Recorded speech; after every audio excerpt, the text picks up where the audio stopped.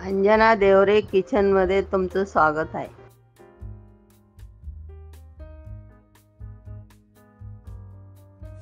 हे पिठलंय, हे काल केलेलं पिठलंय सकाळी।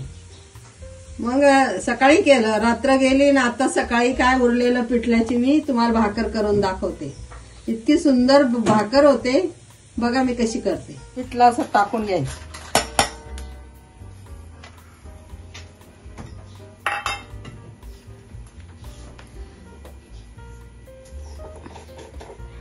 आणि त्याच्यात हे बाजरीचं पीठ टाकायचं। जसं जसं बाजरीचं पीठ टाकणार ना तेवढंच करायचं, रगडायचं। ही भाकर पण खूप सुंदर लागते खायला।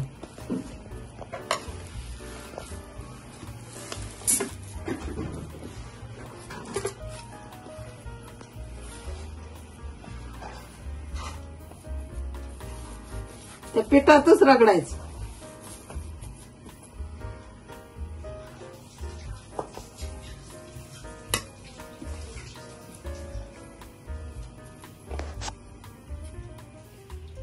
थोडस टाकायचं बाजरीचं पीठ, जास्त नाही टाकायचं। वाटल्या डाळीचं पिठलं आहे ना हे।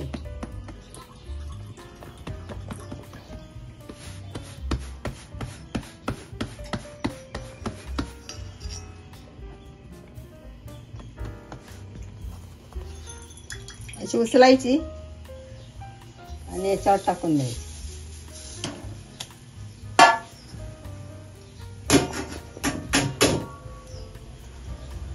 बाजरीची भाकर करतो तशीच करायची, फक्त एवढंच की याच्यात पिठलं टाकायचं। जेवढं पिठल्याच्या पाण्यामध्ये होईल तेवढंच पीठ घेत राहायचं, जास्त पीठ घ्यायचं नाही।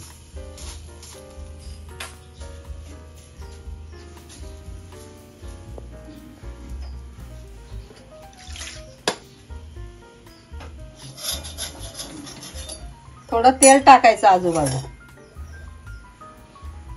मग छान शिजते।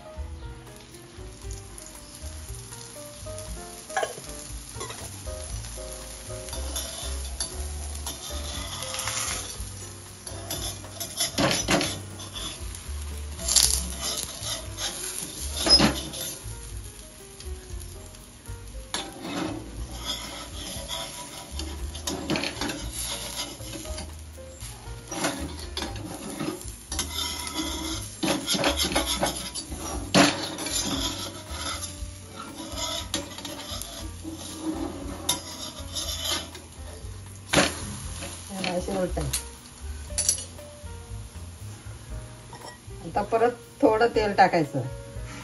पिठल्याला तेलाची भाकर असली ना, तेल टाकलं ना एकदम छान लागते खायला।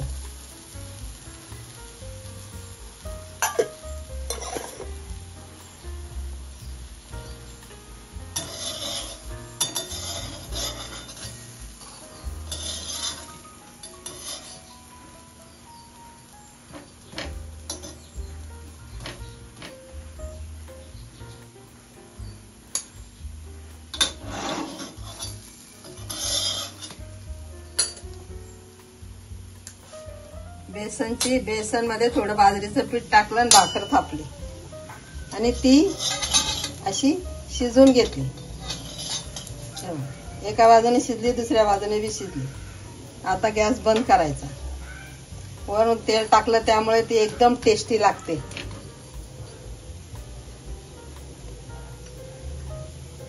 वाटल्या डाळीचं पिठलं होतं हे। पिठल्याची भाकर आहे ना, ही वरून तेल टाकलं आणि गरम गरम खाल्ली ना एकदम टेस्टी लागते आणि खायला चव येते। पहिला मुद्दा, तुम्ही अशी भाकर पिठल्याची करून बघा। जास्त पीठ टाकू नका, जेवढं पिठल्यात मावेल तेवढंच पीठ टाका आणि खाऊन बघा। सबस्क्राईब करा आणि लाईक करा। पूर्ण व्हिडिओ बघण्याबद्दल धन्यवाद।